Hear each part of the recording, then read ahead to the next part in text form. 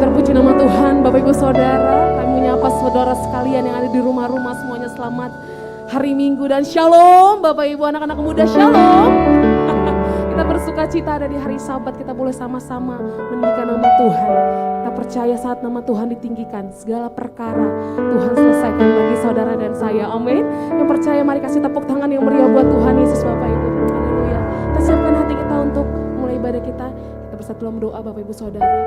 Bapak yang baik, terima kasih Tuhan, kami bersyukur ada di hari Sabat. Tuhan memilih setiap kami, Tuhan menyuruh kami untuk boleh datang mendekat kepadamu. Dan kami tahu semua karena anugerah Tuhan yang masih melimpah dalam hidup kami. Bila kiranya hari ini Tuhan berkenan untuk setiap kami yang boleh beribadah bersama-sama. Kami percaya Tuhan Yesus, saat kami menaikkan pujian-pujian kami Tuhan, Kau disenangkan. Dan saat Tuhan disenangkan, Tuhan Yesus boleh terus mengubahkan hidup kami. Terima kasih Bapa kami yang baik. Kami mulai ibadah kami saat ini dari awal pertengahan hingga akhir.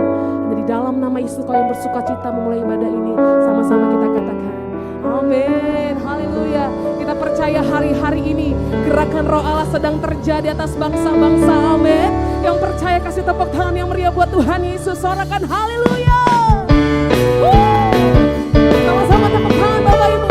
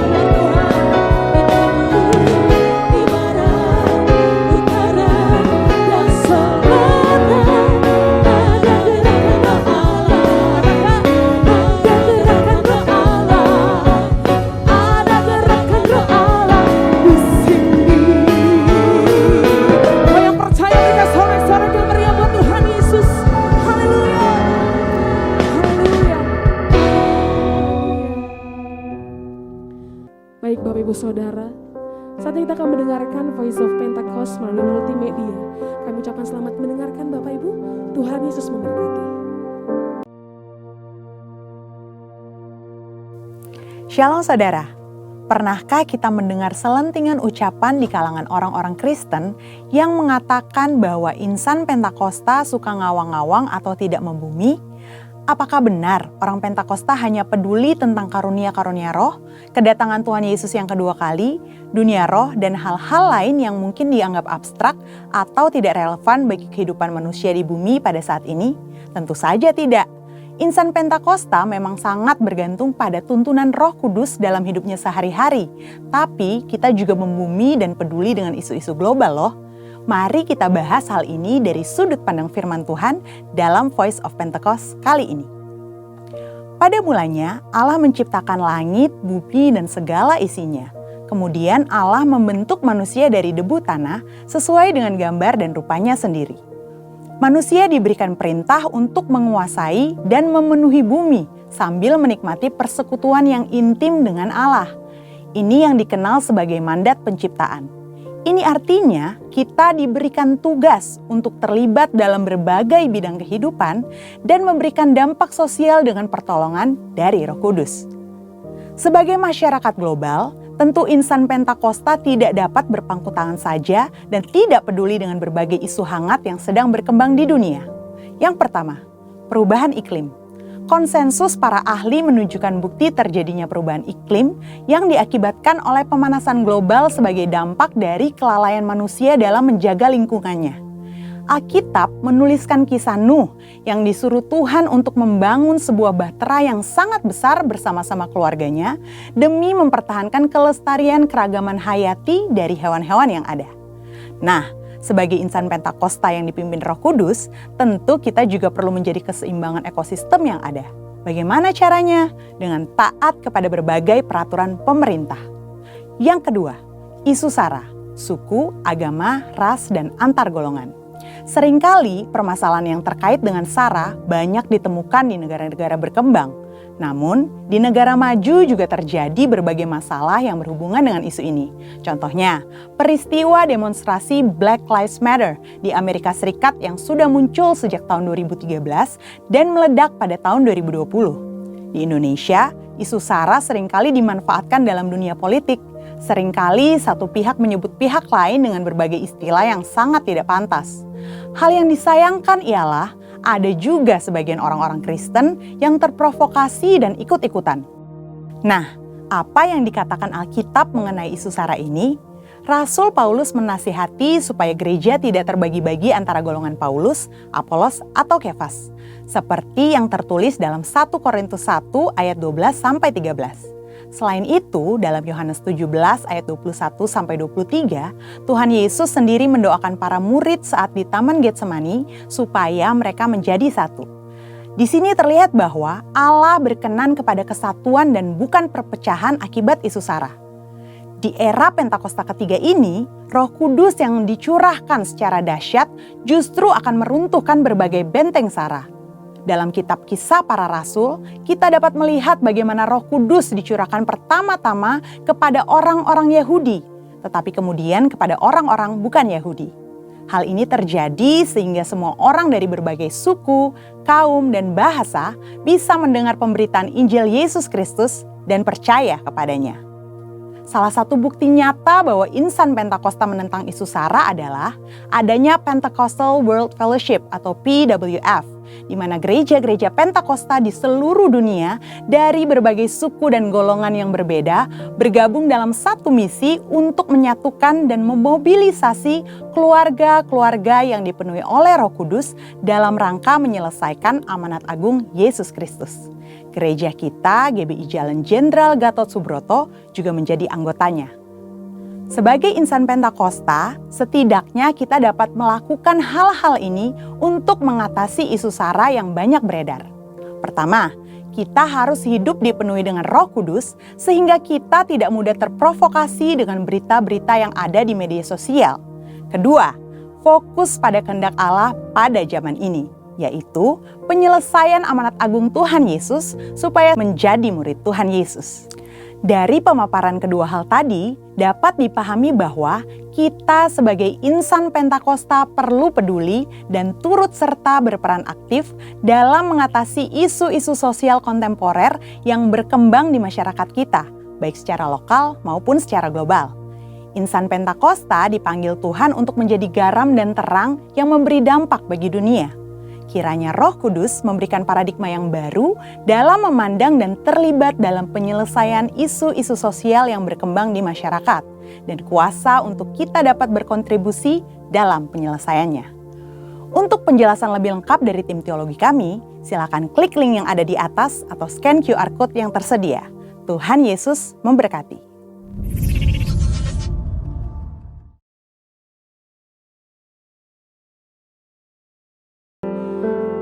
Siapkan hati kita untuk saat ini masuk dalam hadirat Tuhan.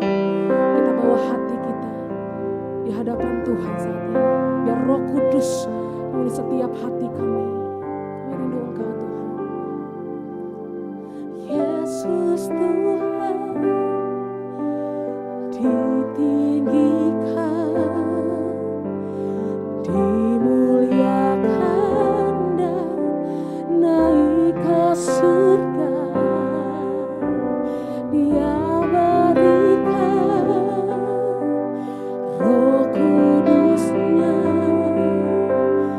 menguatkan dan menolong selalu.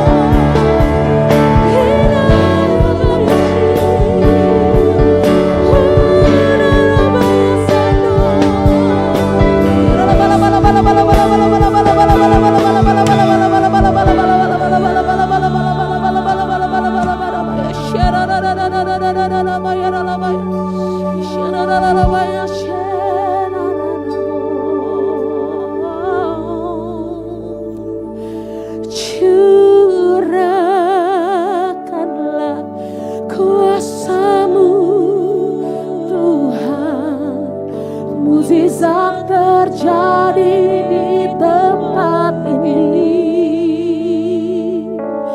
Curahkanlah kuasa-Mu Tuhan, mukjizat terjadi sekarang ini. Curahkan ya Tuhan, curahkanlah kuasa-Mu Tuhan, mukjizat terjadi di tempat ini. Curahkanlah kuasa-Mu Tuhan, mukjizat terjadi sekarang ini. Kita angkat tangan kita di hadapan Tuhan dan katakan, curahkanlah kuasa-Mu Tuhan, mukjizat-Mu Tuhan. Kami terima saat ini Tuhan, curahkanlah kuasa-Mu Tuhan, mukjizat terjadi sekarang ini. Curahkanlah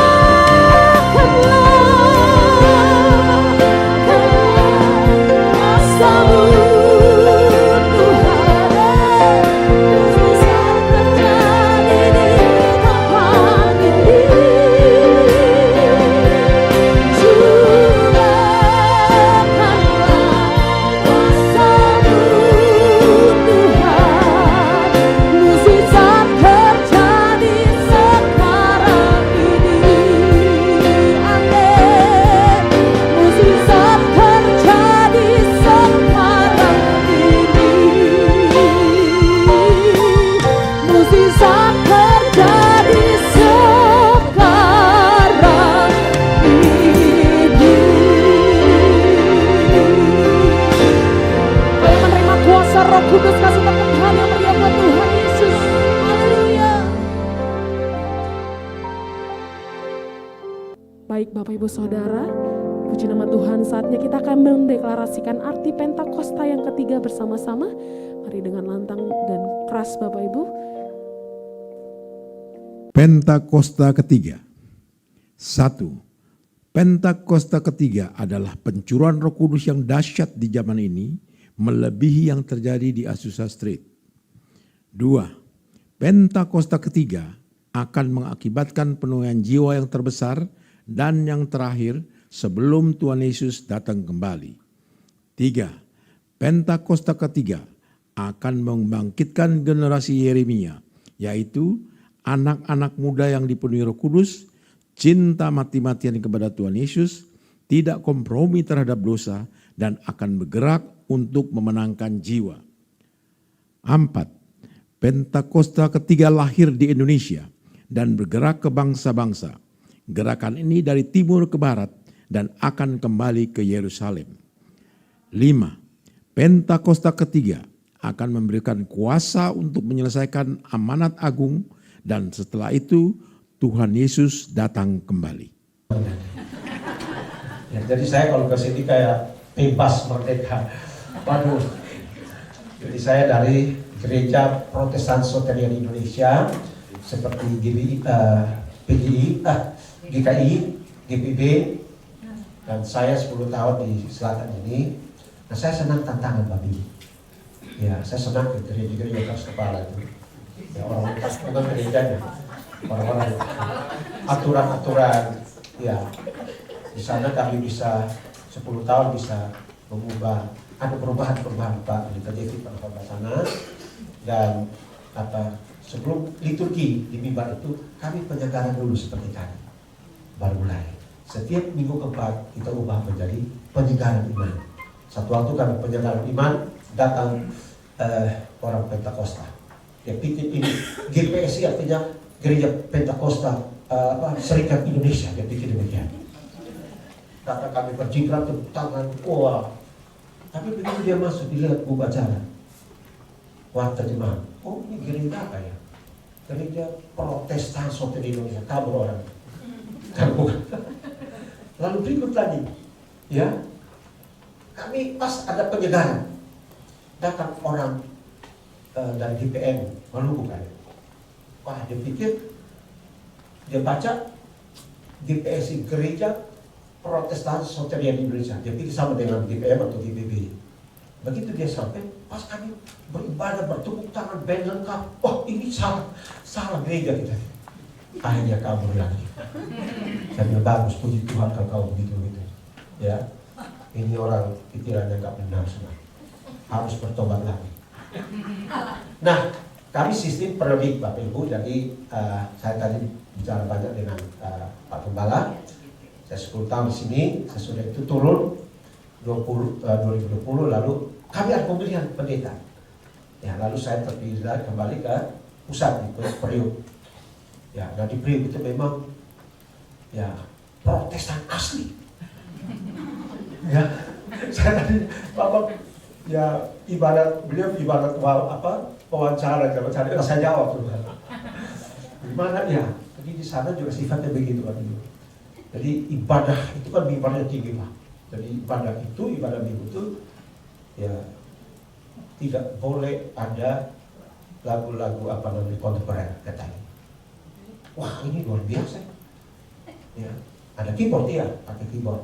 Tapi sudah itu saya bilang gimana ya? Saya harus merubah ya. Ya, dan akhirnya kita masuk lewat BPK, pelayanan kategorian gitu ya. PA, remaja, pemuda. Nah itu udah, itu seperti gereja karismatik sudah. Kalau enggak nanti pemuda hilang semua. Ya, jadi saya bilang jangan. Dan memang banyak yang sudah keluar karena orang muda kan jiwanya begitu. Dan akhirnya ya, salah siapa? Saya bilang kalau kita tidak berubah 10 tahun ke depan, saya nggak tahu gereja masih ada teman. Ya, iya. Dari saya datang jemaatnya dari 1060. Yang tua-tua sudah pulang, gara-gara saya bilang yang tua-tua baru pulang lah. Pulang kemana Pak? Ya terserah, mau pulang ke surga atau pulang kemana terserah. Pulang aja kata pulang. Tapi tunggu habis Natal. Habis Natal Bapak Ibu, benar. Yang tua-tua pulang. Terus majelis bilang gini, Pak Pendeta, nggak usah ngomong itu lagi. Ya saya cukup ngomong, yang udah hidup kan dia. Waduh, kadang-kadang berturut-turut. Nah, sekarang tinggal 900 berapa. Pusing itu Bapak Ibu. Ya, jadi jemaat orang yang kebanyakan 80% itu ya sakit kepala juga. Ya, tapi saya senang tantangan. Ya puji Tuhan ada perubahan sedikit. Sampai berbicara pun diatur. Luar biasa, tapi nggak apa-apa. Khotbah harus pakai toga. Kalau misalnya pendeta datang khotbah seperti pakai jas dan dasi begini, itu mereka bilang gini, itu pakaian pesta. ya, jadi harus pakai toga, nggak apa-apa lah. Mau pakai apa yang penting kita kan ya kesempatan untuk kita berbicara. Lalu 1-2 bulan ini saya agak kurang pede untuk diundang untuk ngomong khotbah tempat lain. Karena apa? 2 bulan yang lalu itu saya sarapan Pak.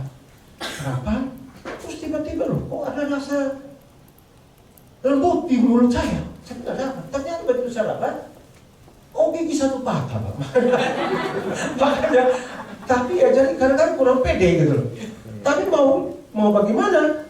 Kan pendeta jemaat harus berbicara. Udah, inilah konsul tua juga kan.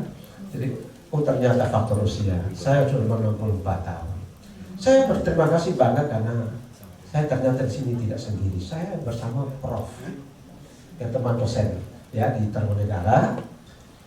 Jadi beliau di hukum dan ya saya di MKU, saya di ekonomi. Nah, hanya bedanya beliau dosen tetap, saya bukan dosen tetap tapi tetap dosen. Ketika mata kuliah MKU itu dihilangkan, ini bukan Bu ya, humaniora. Itu gabungan 3 mata kuliah. Agama, tapi agama tidak ekstrem, tidak ini, tapi agama sifatnya universal. Dan kita lebih kepada moderasi beragama, kerukunan dan sebagainya. Sehingga yang hadir di kelas saya itu kerudung banyak sekali. Wah, haleluya, kesempatan saya ngomong. Dan saya bilang setiap kali masuk, oke, agama Hindu, Buddha, apa semua di situ, masing-masing berdoa. Kalau nggak mau berdoa, nggak boleh lulus. Masa depan kamu di tangan saya sekarang. Jadi kadang-kadang, ayo berdoa, dia bisa berdoa. Loh, kok kamu diam-diam? Iya. Yang lalu apa? Ada orang Buddha, saya suruh dia berdoa. Dia berdoa pakai Kristen. Oh, puji Tuhan. Ya, seperti itu. Jadi ini kesempatan untuk kami. Jadi terima kasih sekali lagi untuk kesempatan ini. Nah, yang kedua, mari kita baca ayat. Bisa di apa namanya? Tampilkannya? Belum. Khotbahnya belum. Ke ayatnya dulu. Ada bisa? Ya, Yohanes 12 ayat 1 sampai ayat 8. Tapi nanti kita hanya bahas 1 ayat saja. Tapi kita baca semua dulu. 6 hari sebelum Paskah, Yesus datang ke Betania, tempat tinggal Lazarus yang dibangkitkan Yesus dari antara orang mati. Di situ diadakan perjamuan untuk dia, dan Marta melayani, sedang salah seorang yang turut makan dengan Yesus adalah Lazarus. Ketiga, maka Maria mengambil setengah kati minyak narwastu murni yang mahal harganya, lalu meminyaki kaki Yesus dan menyekanya dengan rambutnya, dan bau minyak semerbak di seluruh rumah itu. Itu menjadi khotbah kita hari ini. Ayat 4. Ya, tetapi Yudas Iskariot, seorang dari murid-murid Yesus yang akan segera menyalahkan dia, berkata, mengapa minyak narwastu ini tidak dijual dengan 300 dinar dan uangnya diberikan kepada orang-orang miskin? Hal itu dikatakannya bukan karena ia memperhatikan nasib orang-orang miskin, melainkan apa? Karena ia adalah seorang pencuri. Waduh, Yesus salah pilih kan?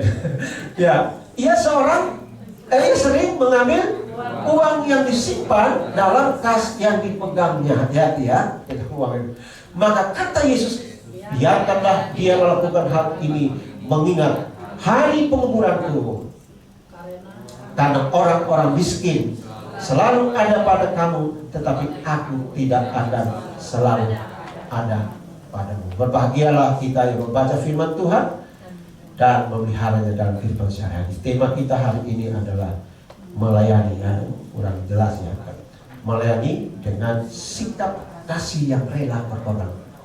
Ya, tadi pemusik, ya, WL singer, melayani nggak tuh? Melayani. Pendeta berkhotbah, melayani. Atur kursi, melayani. Jadi melayani itu tidak seharusnya di mimbar. Nah, kalau kita terpanggil sebagai orang yang mau melayani, maka ada 3 hal yang kita mau bicarakan. Ya, kita baca kembali ayat yang ketiga yang berkata gini. Ya, saya baca dari ayat yang 1 aja dulu ya. Engkau 6 hari sebelum Paskah, Yesus datang ke Betania, tempat tinggal Lazarus yang dibangkitkan Yesus dari antara orang mati. Di situ diadakan perjamuan untuk dia, dan Marta melayani. Sedang salah seorang yang turut makan dengan Yesus adalah Lazarus. Perhatikan ayat ketiga. Maka Maria mengambil setengah kati minyak narwastu murni yang mahal harganya, lalu meminyaki kaki Yesus dan menyekanya dengan rambutnya, dan bau minyak semerbak di seluruh rumah itu. Ya, sebelum Paskah, Yesus sering datang. Dan kalau Yesus datang ke Yerusalem, dia nggak kemana-mana. Dia selalu ada di 3 orang bersaudara ini. Marta, Maria, dan Lazarus. Itu di Betania. Dan di mana-mana dia tetap nggak nginap di hotel. Dia selalu ke situ. Dan ini keluarga sudah merupakan sahabat yang sejati. Ya, Marta yang pertama, Maria kedua, lalu Lazarus dikatakan yang bungsu. Ya, lalu dikatakan bahwa 6 hari kemudian Yesus datang ke sana dan diadakan perjamuan untuk dia. Perjamuan makan. Dan perhatikan, orang yang sibuk melayani itu siapa? Marta. Nah, tapi kali ini Marta melayani dengan sukacita, melayani dengan luar biasa karena dia sebenarnya sudah ditegur oleh Tuhan di Lukas 10 kalau tidak salah. Karena waktu di Lukas 10 menjelaskan bahwa ketika Yesus pernah datang ke rumah mereka, waduh ini sok sibuk. Ya, dia persiapkan karena memang karunia-Nya talentanya masak. Jadi bagi anak muda cari orang yang namanya Marta. Karena Marta bisa masak masakan Padang, masak masakan Manado, masak masakan Kupang, masuk nggak ke Kupang? Masakan apa saja, ya seafood, ya dia bisa. Jadi karena kelebihan dari situ, dia melayani itu luar biasa sibuk banget gitu. Ya. Sudah sibuk itu, dia protes sama Yesus. Enak banget. Dulu, masa kau melihat saya sibuk? Kok adikku duduk di situ. Yesus bilang, Marta, yang suruh kamu sibuk itu siapa? Yang suruh kamu sibuk itu siapa? Kamu butuh makan kok. Tapi coba lihat adikmu tuh. Saya nggak butuh kamu, nggak butuh itu. Yang saya butuh adalah seperti adikmu tuh duduk di bawah kaki saya, mendengarkan firman Tuhan. Ya, kadang-kadang begitu tiap hari kita sibuk, kita baca firman sudah kurang. Amin. Jujur, siapa di sini tiap hari baca firman? Ya. Yang nggak angkat tangan nggak apa-apa, itu juga jujur. Amin. Ya, orang jujur hebat. Ya, di gereja kami itu saya suruh mereka baca kitab tiap hari. Jemaat itu harus baca 3 sampai 5 pasal, tergantung ayatnya. Ya, kalau 3 pasal berarti ayatnya panjang. Kalau 5 pasal ayatnya sedikit. Nah, kalau itu mereka lakukan, maka 1 tahun mereka habis baca kitab. Maka kelebihan di situ mereka luar biasa. Ya, mereka ingat itu firman Tuhan. Tapi saya bilang jangan ingat saja. Firman Tuhan bukan hanya diingat saja, tapi harus dilakukan. Nah, jadi Marta memilih yang kurang penting. Ya, memang penting untuk makan minum. Tapi kehadiran Yesus itu bukan itu.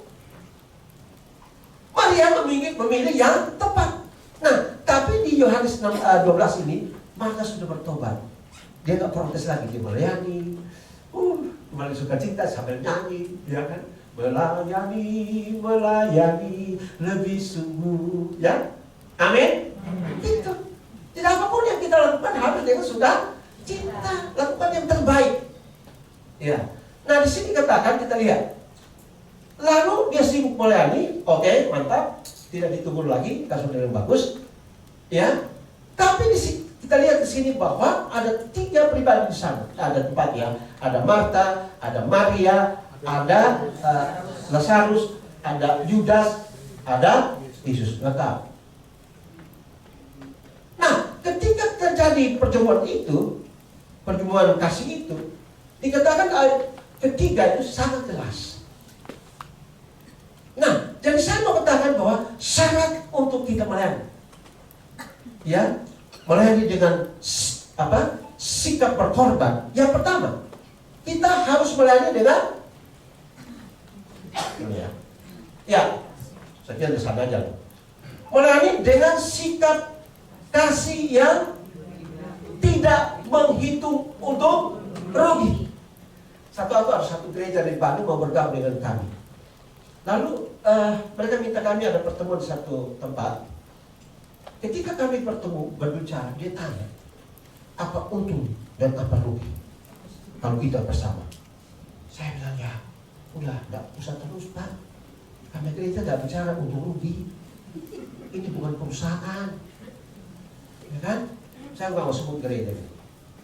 Ya, akhirnya saya kita baca. Silakan, biar kami tetap begini saja. Tapi memang kami harus murni pelayanan, tidak bicara untung rugi. Ada gereja tidak bicara untung rugi. Ya. Nah, Bapak Ibu Saudara, kenapa dikatakan tidak memperhitungkan untung rugi? Dikatakan sini, maka Maria mengambil setengah kati minyak narwastu murni yang mahal harganya. Nah, minyak narwastu ini Bapak Ibu, bahan mentahnya didapati dari India, bagian utara yaitu kaki gunung Himalaya. Lalu barang mentah itu dibawa ke timur tengah khusus Israel, lalu diolah menjadi minyak yang namanya narwastu. Jadi kata narwastu itu sebenarnya itu bahasa India, ya, sehingga jadi minyak yang mahal. Berapa harganya? 300 dinar waktu itu Israel pakai dinar, sekarang pakai shekel. Ya, turun dia. Saya lihat di kurs shekel, 1 shekel hanya 4.000. Tapi dinar sekarang dipakai oleh Qatar. Waktu saya ada studi banding ke Turki dan Qatar, aduh, untuk saya benar deh, biar tetap uang Turki aja deh. Bapak Ibu bisa lihat itu, dinar sekarang yang terbaik, terhebat di 10 negara itu di Qatar. Ya, 1 dinar itu 50.000 rupiah. Hebat kan? Nah, oke lah. Katakanlah waktu sama terjadi seperti sekarang. Coba 1 dinar 50.000 dikali 300 dinar, berapa tuh? Siapa yang matematika sini? Saya ini matematian, Bapak. Saya nggak berani kalau matematikan dia. Ya, jadi kita lihat bahwa itu aja. Dan 300 dinar itu adalah gaji Maria 10 bulan. 1% pun dia tidak makan, dia tidak pakai untuk kepentingannya. Tapi semua dia berikan minyak narwastu ini, lalu dia persembahkan khusus, curahkan kepada Yesus. Nah, si satu mulai ini ya, minyak seharga itu pak begitu saja. Kok minyak itu dijual? Ada pakai seterusnya ya. Minyak itu dijual ke 300 dinar, pakai ke orang-orang miskin. Tapi Yesus bilang, ini manusia satu, ini pencuri satu yang luar biasa. Ya, dia bukan memperhatikan orang miskin di sekitarnya, tapi dia sebenarnya seorang pencuri. Ya, tapi hati-hati. Bendahara di gereja, di masjid juga gitu kan. Wah, orang lagi uang apa itu? Diambil mana di kota-kota. Tidak ketinggalan juga di gereja juga ada. Satu waktu saya lihat YouTube, gereja besar Pak, oleh ke jalan, lalu jemaat kasih masuk tangan, uang. Yang ibu satu ini, dia masuk ke tangan terus ke dalam. Ada CCTV. Waduh, hanya dikejar kan? Itu motivasi uang itu uang memang penting, tetapi uang juga kadang-kadang bisa membuat kita, ya, itu luar biasa Bapak. Makanya ada bendahara yang tidak jujur. Ya. Nah, Yudas ini satu-satunya murid bukan dari Galilea. Ya, dia dari daerah politik Yudea. Ya kan? Nah, dia satu-satunya orang pintar, mungkin akuntansi ya, jurusan akuntansi bon A, bon B gitu. Lalu Yesus percaya dia sebagai bendahara. Dia ternyata tiap kali ada duit untuk kepentingan dirinya. Bahkan bukan hanya itu, jual Yesus sekalipun. Gurunya dijual untuk dapat uang. Banyak hamba Tuhan sekarang jatuh karena uang. Ada kepada di penjara sekarang. Ya, saya nggak usah bilang pendeta. Berarti kita tahu semua. Di penjara karena apa? Galakkan apa namanya? Pajak dan sebagainya. Ada satu pendeta lagi, ada bapak anak berebut 4 triliun katanya di Jawa Timur, gereja besar. Luar biasa, ini uang. Yudas berkata, waduh, uang itu ke apa? Minyak itu dijual yang 300 dinar, lalu dibagikan kepada orang-orang sekitar, orang miskin. Yesus katakan, ini dia perhatikan orang miskin, tapi dia pencuri akan duit. Dia diprotes seperti apapun, Maria tidak pernah terpengaruh. Ya, dia berikan yang terbaik. Nah, saudara-saudara, ini juga adalah apa? Sikap pemborosan, betul kan? Ini sikap pemborosan. Makanya Yudas protes. Tapi Maria seolah-olah dia katakan begini, mau boros gak apa di duit gua juga. Ya, yang penting aku boros untuk Tuhan. Amin. Jadi kalau Bapak Ibu punya uang boros untuk Tuhan gak apa-apa. Yang punya waktu boros untuk Tuhan gak apa-apa. Punya segala-galanya boros untuk Tuhan gak apa-apa. Tapi jangan boros untuk orang lain. Ya, makanya tadi saya bilang, baru saya khotbah 15 menit, itu Bapak sudah angkat tangan. Pak, lihat dia jam. Saya bilang, tahu main HP tiap hari jam para pejabat. main WA berapa jam? Ya kita sama-sama juga. Tapi harus prioritas dong. Ini lagi khotbah kau lihat begini. Gak usah lihat jam nanti khotbah terus. Kan kalian sudah kasih waktunya 30 menit kan? Saya baru saja kau sudah mulai ini. Nah kalau begitu saya khotbah di luar daripada.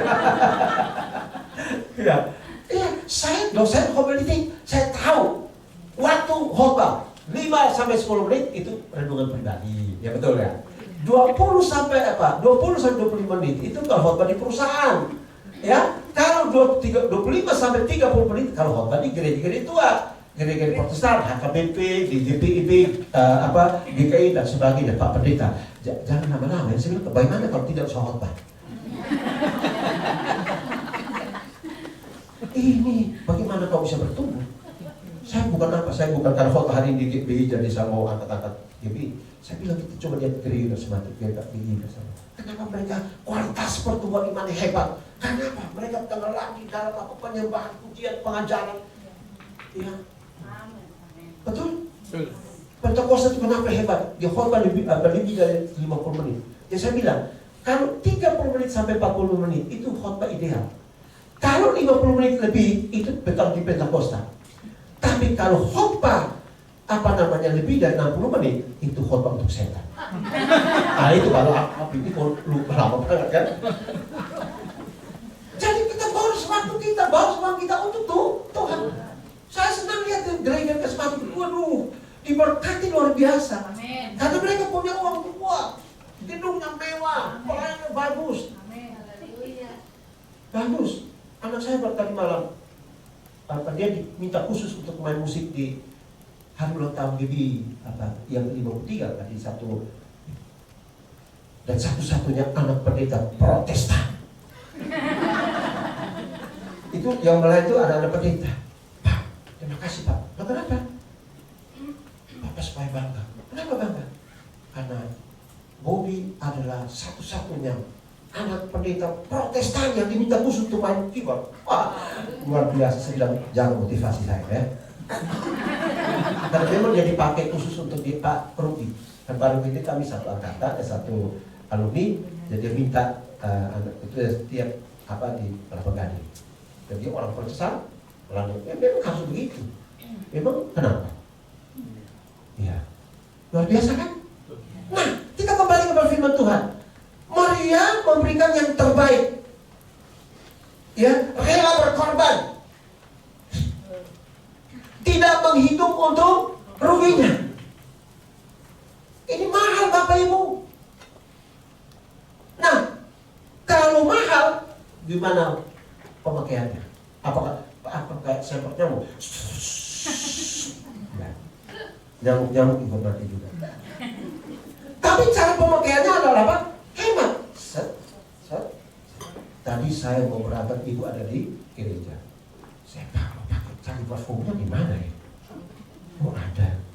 Saya ambil, ternyata tumpah banyak-banyak. Waduh, ini luar biasa. Padahal dia sembunyikan itu minyak wangi. Supaya tidak beli. Karena kalau saya pakai nggak, saat. Wah kamu tuh pakainya nggak begitu loh. Gitu. Ini kamu pakai kayak siram baygon lagi.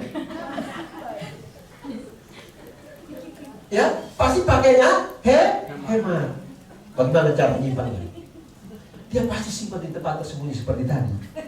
Supaya kalau suami yang juga tukang pakai jangan lihat. Kalau sampai dilihat habis itu minyak. Suatu waktu saya ke Senen, saya tanya, ada nggak minyak naras tuh? Oh dia bilang ada, coba cari. Dia pergi hampir setengah jam, dia cari di belakang, dia bilang nggak ada Pak. Emang nggak ada di situ. Bilang aja tadi bilang nggak ada. Saya coba tanya temannya. Wah, saya tuh bisa beli minyak yang harganya mahal. Ya, nggak tahu bagaimana minyak itu ya. Kalau dipakai udah habis. Minyak apa? Jangan sampai nanti ibu. Saya bawa untuk istriku tercinta. Saya datang main minyak yang paling mahal berapa? 1 juta lebih, lumayan kan? Oh gitu disimpan. Nah tiba-tiba, oh mana nih habis? Ternyata botolnya pecah. Jadi tumpah. Saya masuk di satu mall, terus saya tanya, minyak yang mahal.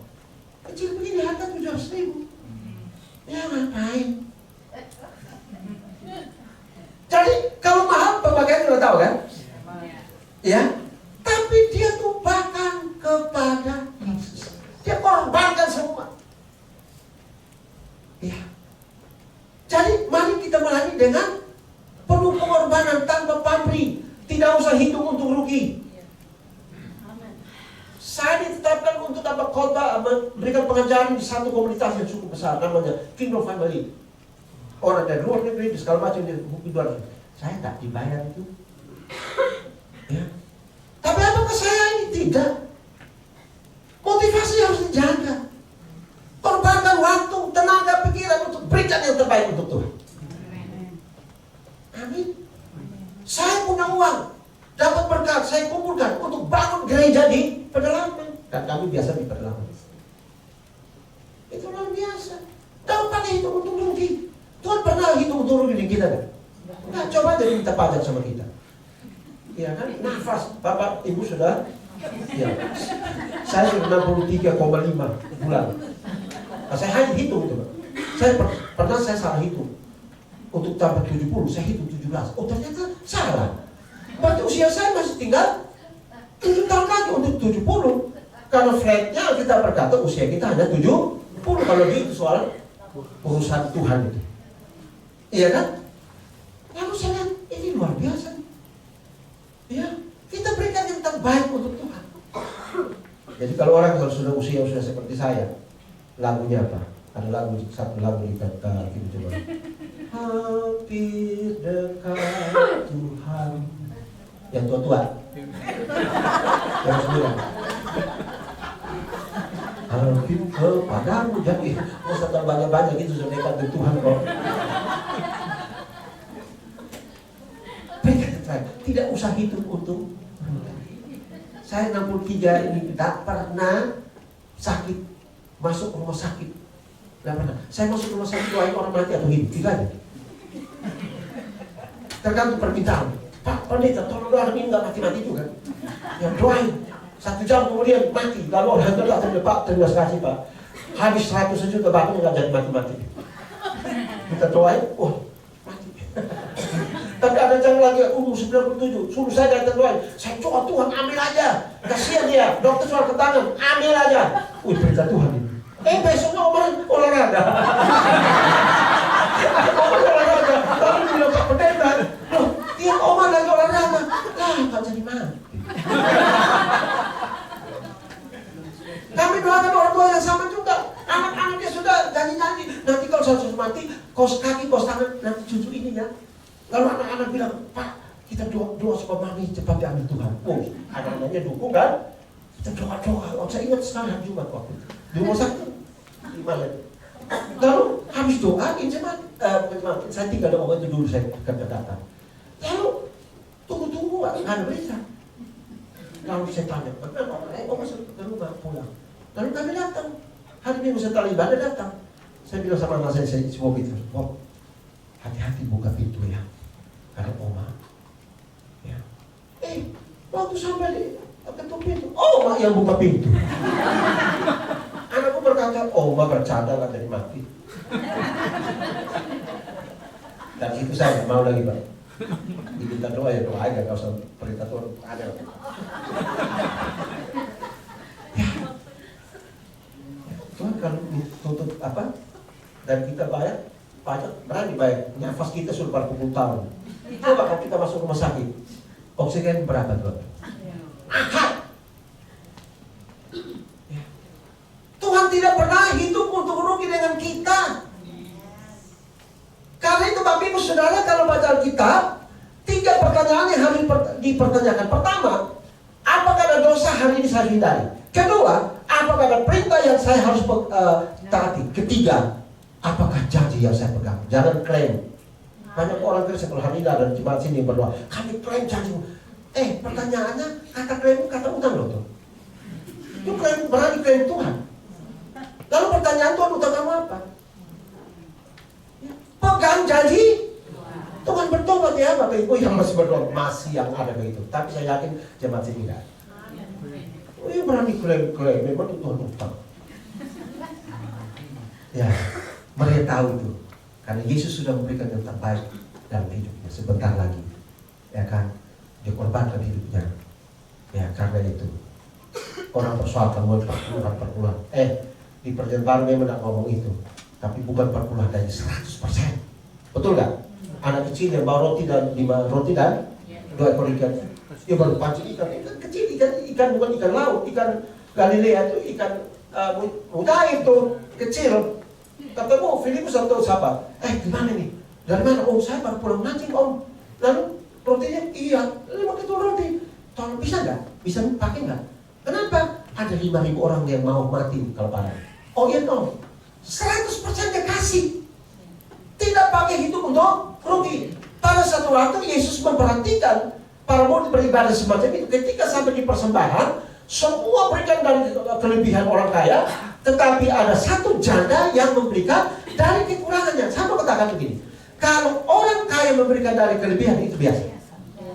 Tapi kalau orang miskin berikan dari kekurangan itu baru luar biasa. Dia tidak hitung untuk rugi kok. Ngapain kita hitung untuk bisa Tuhan? Wih, saya pernah perhatikan Bapak Ibu. Ada satu bapak di satu tempat, kalau gerinya pakai jas, saya pikir dia pendeta. Setiap kali ada persembahan kolektif, wih, dia cabut Pak, cabut dompetnya. Beda. Jadi kami 8, katakanlah, biasa gereja itu ada 8 kantor kolektif. Dia cabut, merah-merah. Tapi dicabutnya sudah sekali sana kemarin. Itu apa? Sombong. Supaya seolah-olah 800.000 dia kasih. Beda di Kupang, di gereja kami ada gereja gemit, gereja tua. Lagunya paling hebat itu adalah setiap persembahan. Persembahan kami sedikit sekali. Kiranya Tuhan berikanlah dengan senang hati. Kalau saya itu saya cabut. Jadi itu mengajarkan jemaat kalau datang, dia bawa 10.000, dia bayar rokok dulu 2.000, lalu ada 2.000, apa? Jadi persembahan kali. Jadi sekali 2.000. Kiranya Tuhan beri. Tapi kalau beli Filipina dan rokok Pak, jujur deh Bapak Ibu, biasa makan di restoran toh, kolekte mana yang lebih besar, kolekte atau makan di restoran? Amin. Jadi kalau mau beri itu kayak Tuhan, ya, yang merah. Kenapa gereja berantem? Karena pakai pati murah dulu Bapak. Saya larang gereja, tidak boleh pakai uang 1.000 lagi. Itu kan. Sekarang baru 2.000 dia kasih 2.000. Kenapa gereja berantem? Karena 1.000 mereka dapat pedang pati murah. Makanya berantem lah, mereka kan, betul kan? Dia lupa lagi 2.000. Aduh, ini jemaat ini luar biasa. Pantas kamu miskin terus karena apa? Ikut sama Tuhan. Coba belajar sama jangan. Tuhan Yesus tanya, menurut kamu siapa yang persembahan yang ini? Bukan begitu, orang berkata, ya orang-orang kaya. Yesus bilang salah kamu. Ya, coba lihat. Orang kaya memberikan dari kekayaannya. Lihat di TV. Jangan miskin. Semua yang punya kasih. Tidak takut semua. Itu Maria. Amin. Kedua, ini nanti lebih dari kita meminta. Yang kedua, melayani dengan sikap kerendahan hati. Kata kuncinya, lalu meminyaki kaki Yesus. Maria tumpahkan semua minyak itu di kaki Yesus, bukan di kepala.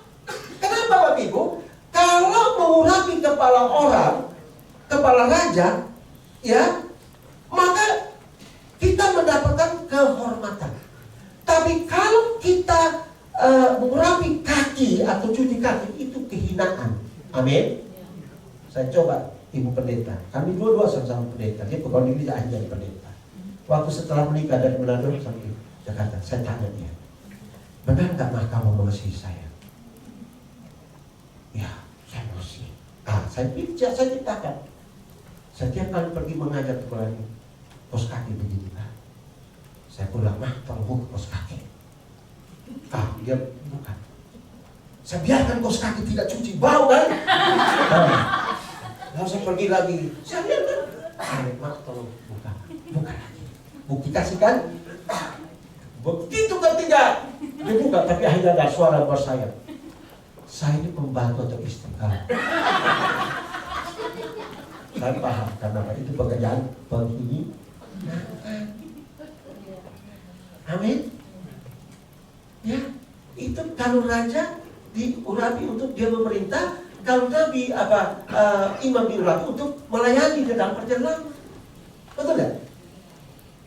Nah, Yesus, kenapa Maria memilih kaki? Karena kaki berbicara tentang kerendahan hati. Dia tidak tumpahkan pada kepalanya, tetapi dia berlutut lalu dia tumpahkan kepada kaki Yesus. Lalu ia meminyapi kaki Yesus, kaki. Jadi kalau kepala berbicara tentang kehormatan, kaki berbicara tentang kerendahan hati. Kita harus belajar dari tubuh bani. Betul? Semakin berisi, semakin. Saya punya teman guru sama-sama dosen negara, tapi dia ekonomi. Belahnya banyak. Jadi dia satu-satunya termasuk dia punya kartu nama yang sudah tahu masih nomor panjang. Dia orang Jawa. Orang Jawa kan namanya singkat ya. Tapi gelarnya SH, STH, SE. Lalu saya kurang yakin.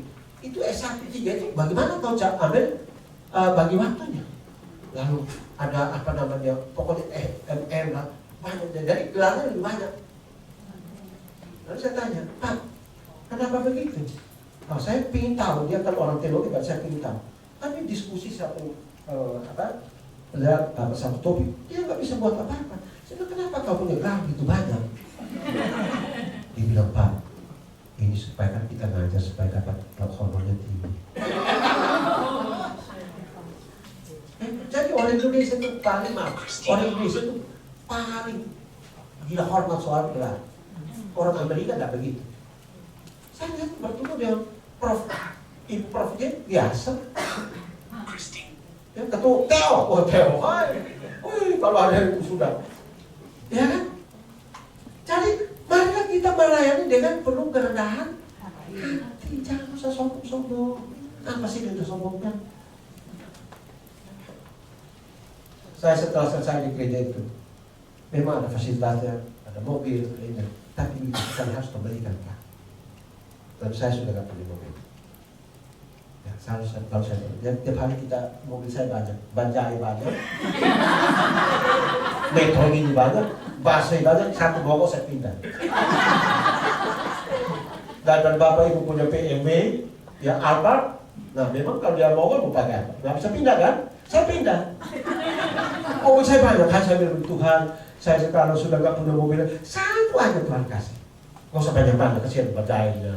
Metro ini sudah kasihan itu busway-nya.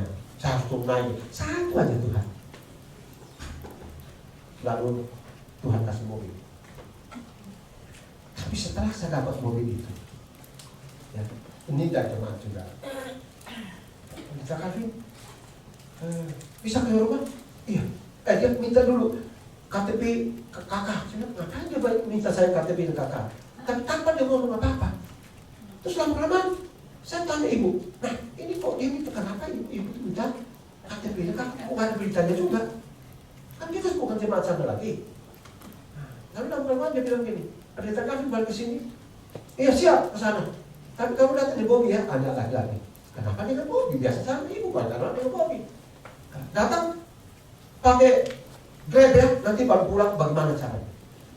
Terus saya mulai pikir, Bobby, kalau kita ke sana di pintu gerbang, kalau ada satu mobil beda dengan mobil mereka, itu mobil kita. Amin? Amin. Harus ada iman, kan mereka pakai mobil Eropa. Jadi satu mobil di situ ada lain itu punya kita. Ternyata memang saya berjalan benar begitu sampai ada satu mobil di situ depan pintu gerbang masuknya itu baru saya lihat masih ada plastiknya. Berarti baru keluar ya Solo. Begitu masuk, bukan saya bersuka cita, mereka yang bersuka cita. Hari Pak Pendeta sudah datang, Pak Pendeta sudah datang. Lalu saya begitu masuk, dia bilang, ini loh Pak Pendeta, kami mau kasih perpuluhan. Ya, keluarga itu pernah biasa mereka kasih berkat ya. Ya kasih perpuluhan, tinggal nomor rekening saya di situ ya, transfer aja. Tapi saya pikir jangan sampai perpuluhan yang gede. Jadi kita bisa beli mobil. Oh tiba-tiba orang ya, ibunya datang. Ini Pak Pendeta, ini SNK. Oh mobil benar itu mobil. Itu yang saya pakai sampai hari ini. Tapi selama saya pakai mobil sampai hari ini, saya tidak pernah merasa diri saya punya mobil. Kalau saya naik mobil, saya tahu ada mobil Pak. Tapi saya biasa dia motor aja Pak, lebih cepat. Memang mentalnya saya dokter menegak naik motor. Mentalnya motor. Ya kan, mentalnya naik bajai, metro mini, busway. Ya, jadi kalau saya naik itu mobil, oh ternyata saya punya mobil gitu. Luar biasa. Lalu pas saya bilang, Pak Pendeta ini hanya khusus untuk pelayanan. Dan saya bilang untuk pelayanan tidak boleh yang lain. Kalau ada ya paling kepentingan ya. Jadi saya melihat bahwa kalau saya orang mau lihat ke saya mau kumpulkan uang sampai kapanpun, saya tidak akan mampu beli mobil. Tapi saya punya iman untuk menghadirkan mobil. Amin. Kenapa kita sudah punya yang terbaik, melanggar rendah hati, semua disiapin kok. Amin. Semua sudah disiapkan. Itulah biasa. Tapi dia bilang, Tuhan tolong saya supaya saya jangan sombong. Baru punya mobil udah mulai sombong. Baru satu, sudah mulai sombong. Tapi lagi punya dua. Luar biasa. Karena kita sudah berikan yang terbaik sampai itu. Tuhan berikan yang terbaik. Ya, mari kita merendahkan diri hadapan Tuhan melayani. Ya, tidak perlu apa yang tidak perlu sombongkan. Kalau sombong, Tuhan benci orang yang sombong. Tapi mengasihi orang yang rendah. Ketiga terakhir. Pak. Melayani dengan sikap kasih yang tidak mengutamakan harga dirinya. Maria, lihat ayatnya, dan menyertakannya dengan apa? Handuk, serta kain ungu, kain berharga. Oh ternyata rambutnya dan minyak itu, bau minyak itu semerbak di seluruh bumi rumah. Nah saudara, menikah dengan rambut. Nah orang Israel, wanita Israel, kala itu rambutnya dibiarkan panjang. Sesudah panjang, rambutnya panjang, dia akan bikin apa nih? Kalau kami orang Bukan bilang bikin konde. Dia bikin konde. Lalu kemudian ditutupi dengan cadar itu. Nah, jadi Bapak Ibu Saudara, saya ngomong ke orang-orang Islam. Yang cadar yang kamu pakai itu Israel punya, bukan kamu. Kamu reproduksi. Beda maknanya. Saya tanya dosen ada ibu, dosen apa, ada bapak, dosen sana juga. Pak, kenapa sih di umat di bapak itu ibu-ibu itu pakai cadar? Dia jawab, sampai ada yang hanya matanya. Satu waktu saya di pasar Minggu Bapak Ibu, dia pakai yang hitam itu selalu. Saya kira kuntilanak, hantu. Nama Yesus, ternyata manusia. Ya, terus kalau itu katanya ekstrim.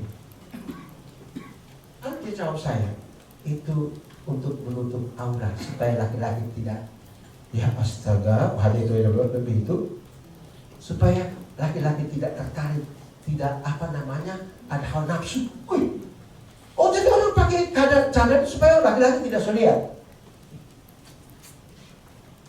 Saya bilang, Bu, itu cadar itu orang Yahudi. Kamu hanya ciplak aja sebenarnya.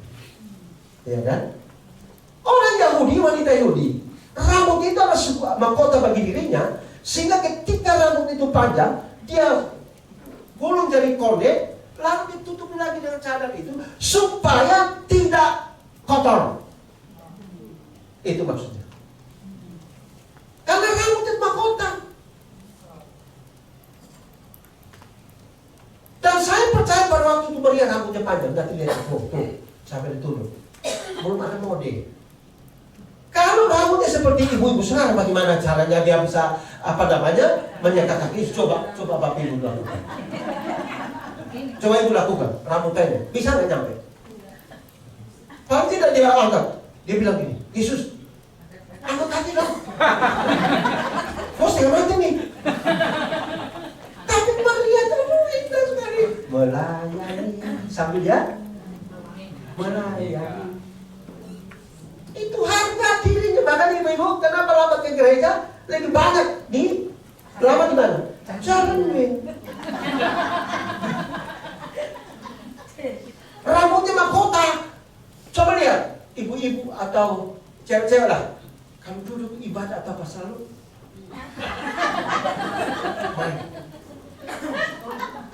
Ada rambut mah? Tapi saya mau bilang, mungkin ibu berbekal. Yuk, wanita dilihat keasliannya pada waktu kapan? Bangun tidur. Bapak tahu nih. Pada waktu dia bangun tidur. Bikin eksperimen ya ibu-ibu ya. Udah, waktu itu kan acak-acakan. Coba kamu lihat cermin. Itu aslinya. Tapi biar bagaimana, nggak kurang ideal juga. Kalau dia sudah sisir, dia sudah berhias, kelihatan cantik. Betul kan? Nah kalau kami laki-laki nggak perlu. Mau bagaimana begini. Saya bersyukur dapat rambut keriting. Ternyata saya lihat kekuatan rambut keriting lebih dari rambut lurus. Betul kan? Coba lihat. Orang rambut lurus dia masih mau pakai apa lagi untuk yang ikal. Saya pernah meluruskan rambut saya, susah untuk dia lurus. Saya juga mau rambut lurus seperti Pak Gembala. Tuhan bilang, Calvin, aku mau rambutmu seperti ini sayang. Keriting, oh jadi begini, lalang. Keriting, memang rambutku keriting. Hitam, memang kulitku hitam. Oh ternyata luar biasa. Saya di Manado, saya dipanggil. Karena rambut saya waktu itu amat albar Pak. Lalu saya dipanggil, dia listrik, karena tinggi, kurus krepet, ya jalan tuh nggak begini kan? Kalau kami di Kubang bilang kaki apa? Jalur halaman. Jadi kalau jalan tuh, jalan. Nah, saya panggil badan saya. Kribo, listrik. Saya bilang nggak apa-apa, biar Kribo, anakmu juga jatuh cinta sama saya. Begini hitam, tapi senang orang putih.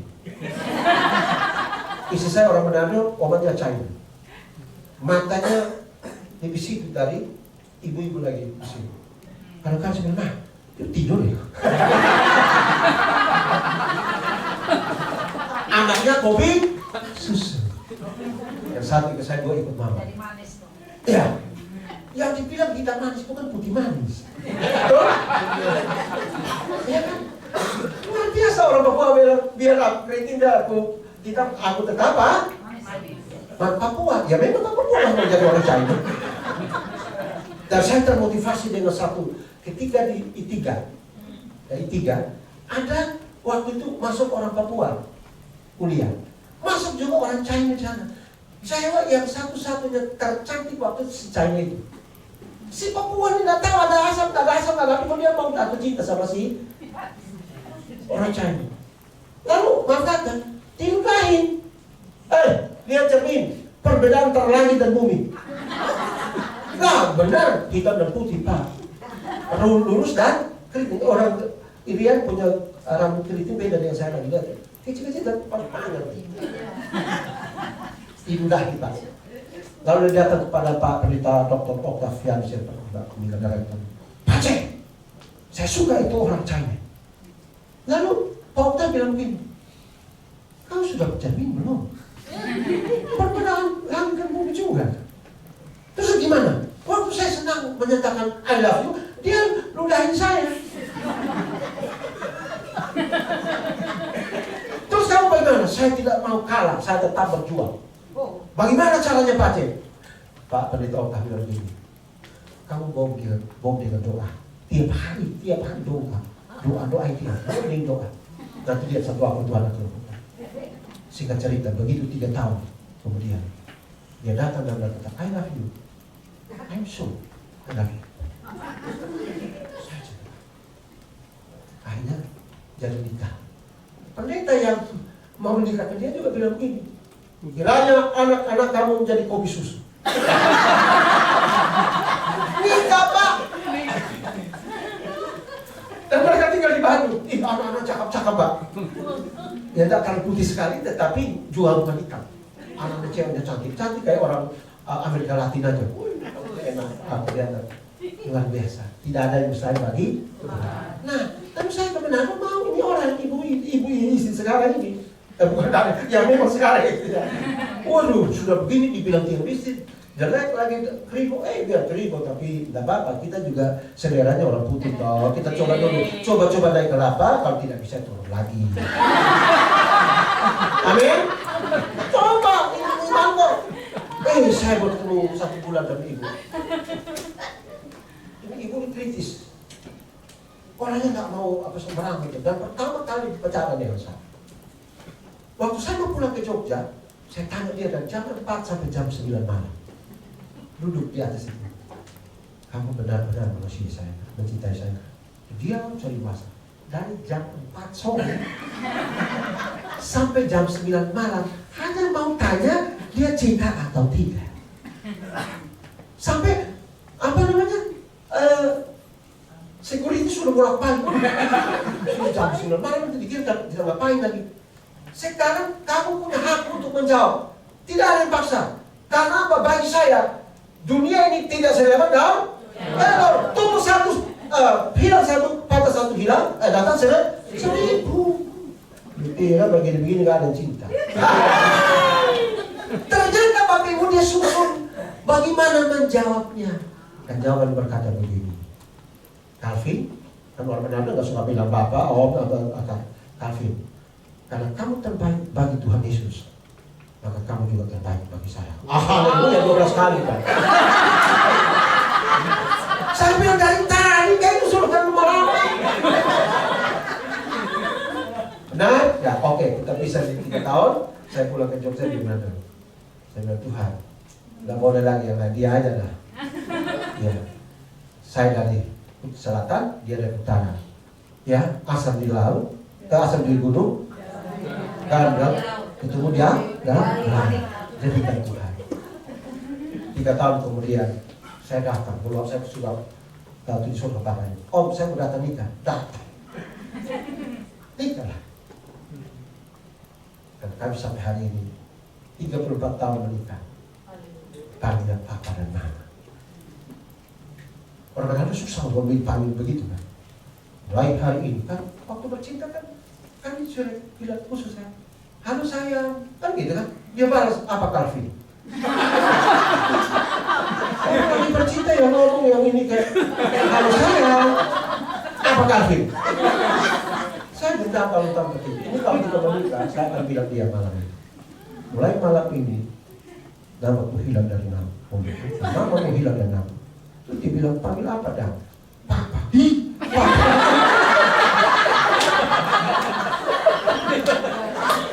Kayak rasa gitu. Kenapa begitu? Supaya anak-anak panggil kita apa? Kenapa begitu? Supaya cepat punya anak. Benar, makanya anak saya pertama namanya Sifra Green. Green itu kan hijau, cepat Tuhan berdoa. Tapi bagi para pemuda di sini, kalau baru pacaran 3 bulan aja, papa, mama, najis. Mami, papi, baby. Bulan kemudian pendatang baru. Aduh, kayaknya orang apa kita mau fokus untuk kuliah deh. Papa mama kan? Aduh. Pemuda siapa sih yang sudah pacaran? Panggilnya apa? Tapi ketika saya bimbingan pernikahan, nanti setelah nikah, oh panggil apa? Ada yang bilang panggil saya. Nah itu gak harus menikah kok. Baru 3 bulan panggil papa mama, ngapain? Itu gak benar. Baru kemarin ada lagi apa sama saya, Pak, aduh saya terpengaruh. Kenapa cintanya? Sudah 6 tahun Pak, tapi saya terancam cinta saya. Lalu kamu panggil apa? Sama nih kami panggil papa, mama. Oh, terus jadi? Enggak. Oh, dia bilang najis. Amin. Amin. Nih, menikah dengan rambut. Nah, saya mau ini dengan satu ilustrasi. Ada satu pasangan namanya Jane dan Damon. Nah, ini adalah prof. Saya nggak tahu bapak namanya.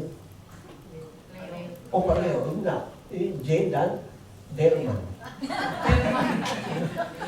Jane itu seorang yang cantik sekali, tapi dia miskin. Sebaliknya Damon ini adalah seorang kaya raya. Jamnya pakai Rolex. Nah, tapi pasangan saling berkorban satu dengan lain, mengasihi. Lalu pada satu waktu hari ulang tahun yang ketiga, mereka mau bikin hari ulang tahun peringatan hari ulang ketiga. Lalu Jane ini katakan kepada Damon, Papa, Mama mau kasih hadiah di hari ulang tahun yang ketiga. Tapi saya Mama tidak punya uang. Lalu Damon berkata, Ma, Papa juga ingin kasih hadiah. Kata dia sih gampang, Pak. Lalu dalam keadaan terpisah, mereka berpisah, pergi. Apa yang dilakukan? Jane ini pergi dan dia potong rambutnya yang panjang itu, lalu dibuatkan di satu sanggul. Dia jual sanggul itu, kode itu dengan harga yang mahal. Lalu dia belikan kotak jam tangan Rolex suami. Yang baik ya, nanti saya akan bertanya, ada berfungsi nggak? Damon pergi dan dia membuka jam tangan yang Rolex, dia jual dengan harga mahal. Lalu dia belikan sebuah kode sanggul. Begitu ketemu terjauh, dia berkata, Jane, kamu betapa cantiknya luar biasa, tapi kenapa rambutmu dipotong pendek? Jane berkata begini, Pak, kan kamu tahu aku orang miskin, tapi modalku hanya punya rambut. Aku pergi dan sudah memotong rambut panjang ini, dan jual dengan harga mahal, dan saya berikan kotak jam tangan. Lalu dia berkata, Pak, aku pun pergi dan sudah menjual jam Rolexku, dan dengan harga mahal, dan aku memberikan sebuah sanggul konde untukmu. Pertanyaannya, berfungsi nggak?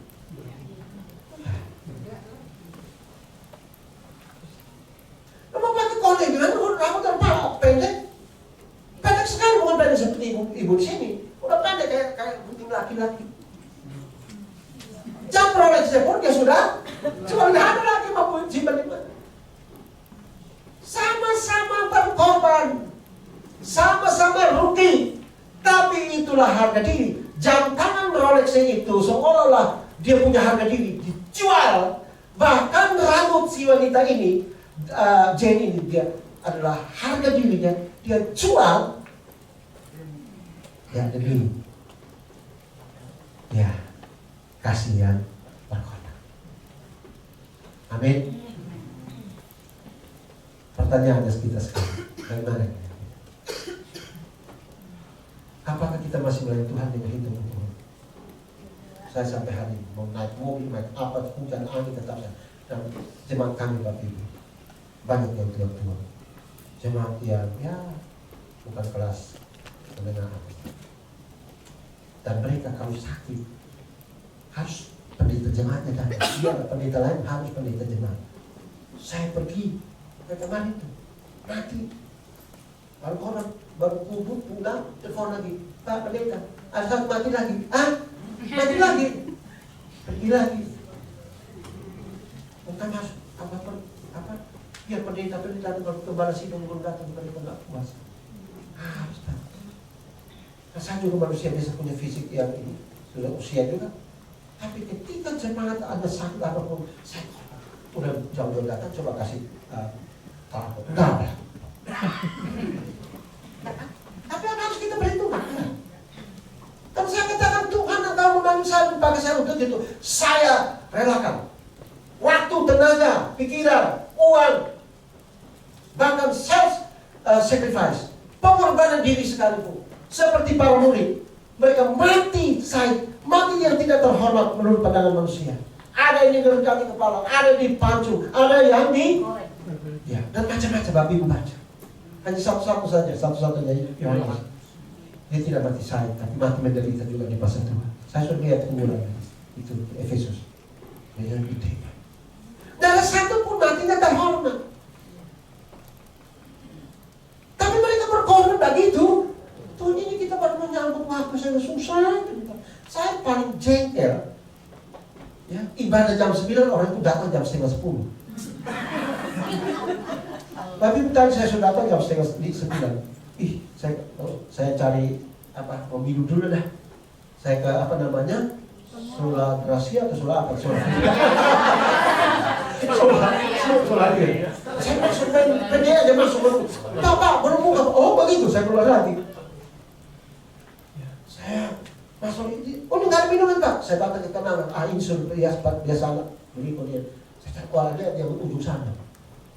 Saya beli. Datang anak-anak. Opa.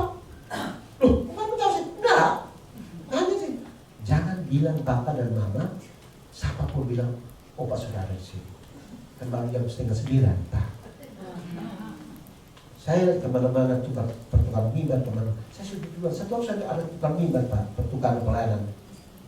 Saya di satu gereja. Saya sudah datang, saya sudah tidur. Ini majelis baru datang. Mereka pikir, loh ini siapa lagi sih? Bapak siapa? Saya pendeta berkhotbah. Oh, Pak pendeta. Kalau ngabul orang Batak kan paling takut pendeta kan. Daripada gua tahu dia takut pendeta. Dalam hati saya mungkin saya nggak cakap dan kamu itu bukan pendeta ya. Nanti sebentar saya khotbah ya. Saya senang orang Batak lebih takut pendeta daripada Tuhan. Ya, jadi mari kita berikan. Tuhan butuh kita. Bisa saja Tuhan ketik mana di Jakarta jadi percaya Yesus, tapi Tuhan bilang begini, buat apa saya selamatkan kamu, lalu kamu duduk-duduk aja begitu. Ya. Saya kiri lagi, satu waktu saya motivasi saya diundang ke khotbah di anak angkatnya Soeharto.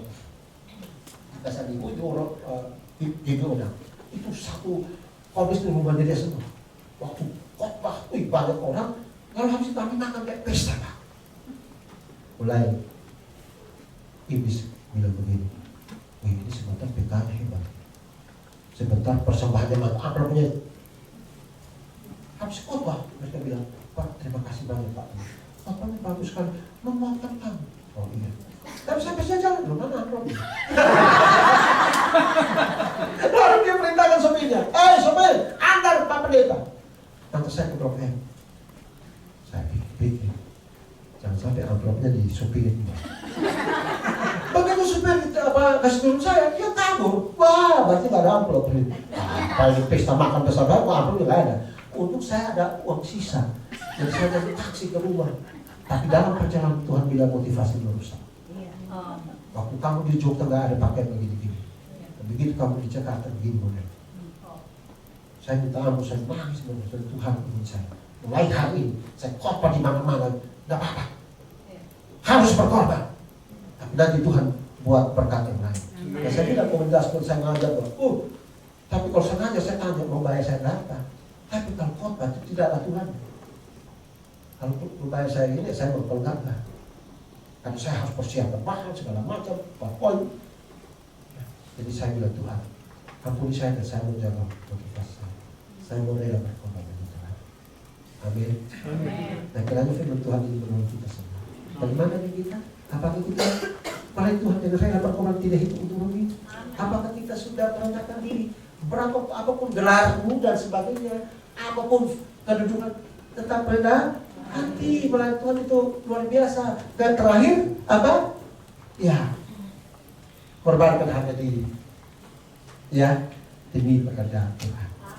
Ya, ibu-ibu ya, dan kalau datang ibadah, datang ke WL atau sebagainya, jangan lama dijamin. Kasihan waktunya kan? Nah, kita berdoa. Haleluya. Kita diam sebentar ke hadapan Tuhan.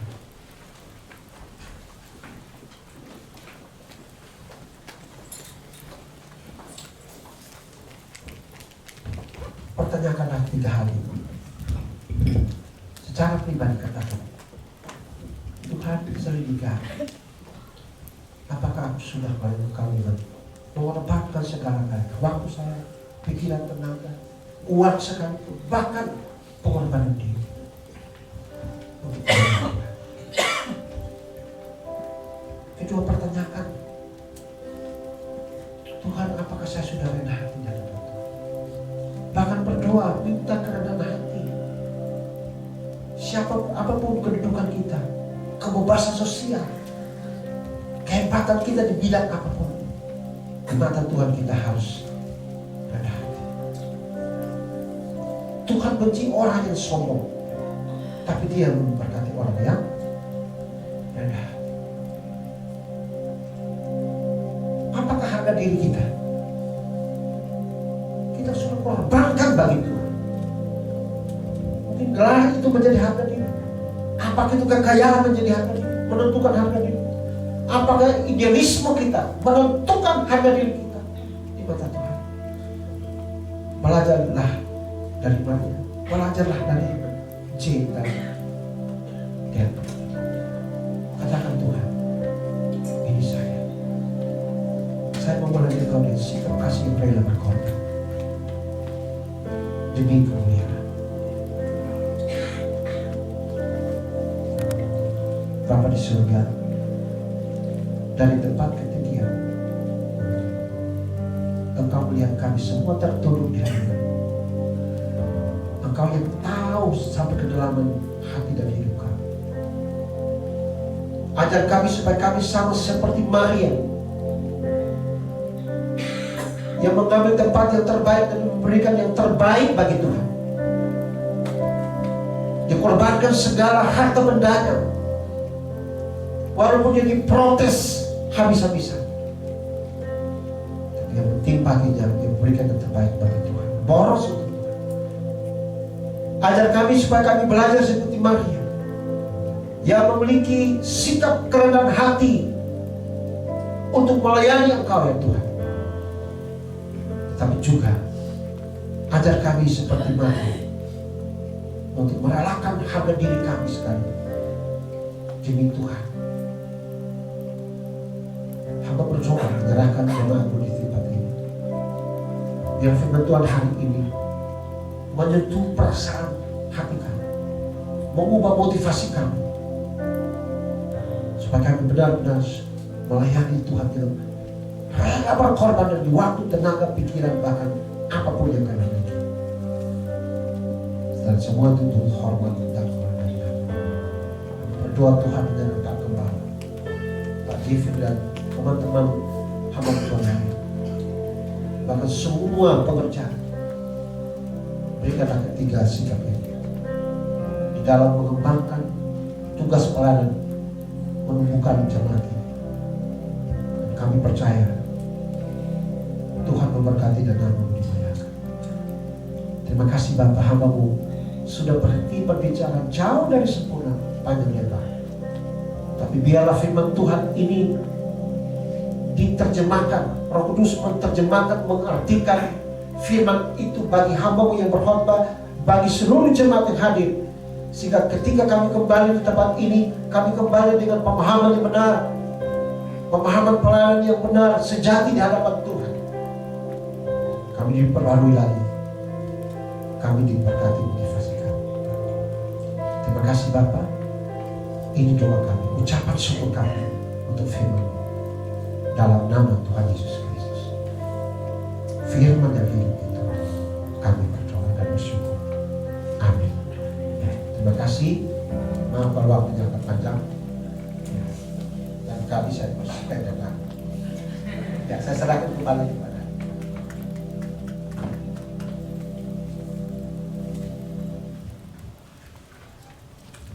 Haleluya. Seberapa banyak yang diberkati oleh firman Tuhan pada siang hari ini, kita lambaikan tangan kita. Amin.